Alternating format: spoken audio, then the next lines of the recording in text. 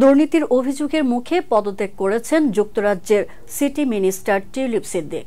সাবেক প্রধানমন্ত্রী শেখ হাসিনার ঘনিষ্ঠ এক ব্যক্তির কাছ থেকে ফ্ল্যাট উপহার গ্রহণের অভিযোগের কারণে ব্যাপক চাপের মুখে অবশেষে এ পদত্যাগের সিদ্ধান্ত নেন তিনি।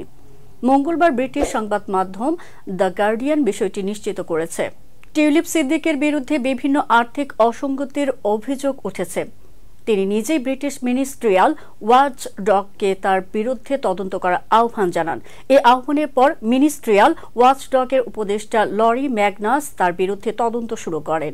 তদন্তে উঠে আসে টিউলিপ সিদ্দিক লন্ডনে শেখ হাসিনার ঘনিষ্ঠ এক ব্যক্তির কাছ থেকে উপহার হিসেবে ফ্ল্যাট গ্রহণ করেছেন। এছাড়া 2019 সালের ক্রিকেট বিশ্বকাপের সাবেক এক বাংলাদেশি এমপির কাছ থেকে 2টি টিকিট নেওয়ার অভিযোগও রয়েছে। এই ঘটনাগুলো নিয়ে ব্রিটেনের বিরোধী দল কনজারভেটিভ পার্টি টিউলিপের পদত্যাগ দাবি করে।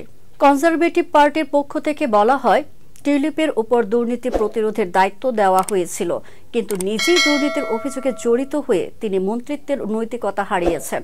টিউলিপ সিদ্দিক তার পদত্যাগ পত্রে উল্লেখ করেছেন, মিনিস্ট্রিয়াল ওয়াচ ডগের উপদেষ্টা লরি ম্যাগনাস কোনো মন্ত্রিত্বের নীতিভঙ্গের প্রমাণ পাননি। তিনি আরও দাবি করেন, নিজের আর্থিক বিষয়াদি নিয়ে তদন্তে পূর্ণ সহযোগিতা করেছেন। সরকার যাতে পুরোপুরি কাজের উপর মনোযোগ দিতে পারে, সেজন্যই আমি মন্ত্রিত্ব থেকে পদত্যাগের সিদ্ধান্ত নিয়েছি।